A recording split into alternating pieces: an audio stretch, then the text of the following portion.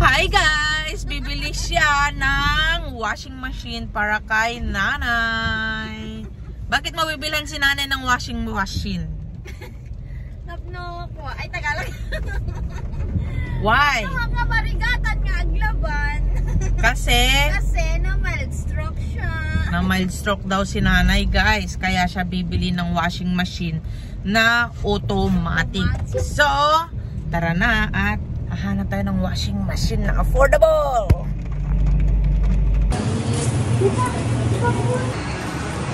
Another glass came up, case and charger.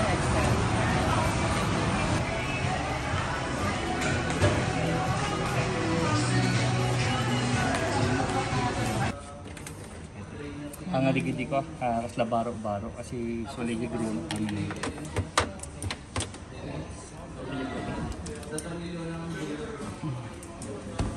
Pwede natin promo price na nagtamang.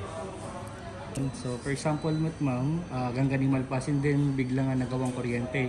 Once kami nga nag-resume yung kuryente, ma'am, ituloy na ginag-istapan na.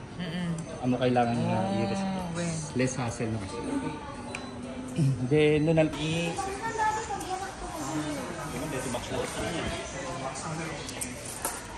Magdadeliver kami ng bigas!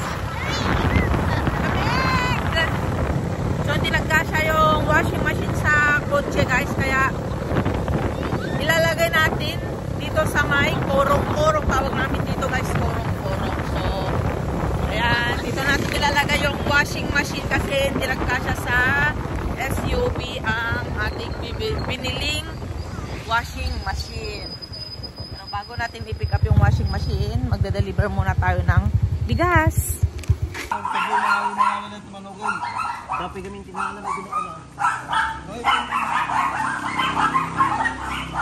Kawawa yung dalawa guys. Yan ah. May Jollibee pa siya dyan oh. Dami niya na. Yan na yung washing machine guys. Na-flat na kami guys. Yan o. Sa bigat ng dala namin. Magpatayan na anya. Okay. Hindi kasi magpatayan na doon siya ng buwan. okay. Magpatayan na. Ay, wait, nandiyon again. Nandiyon again. Nandiyon again. Okay.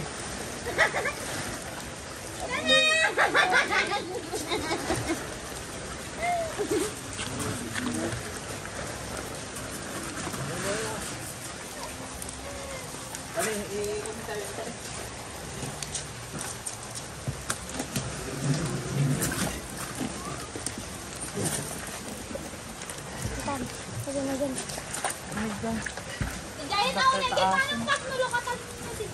Eh, para nasa tayo eh. Hindi na paason. Ay, kasi. Ay, nagbaga. May tigas tayo mo naman. Lalo ka tamon. Basta dyan pa na ito. Kita kata sa mga dito.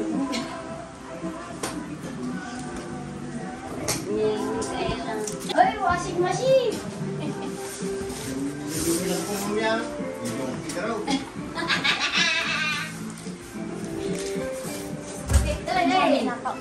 Ikaw na tanay. Haan?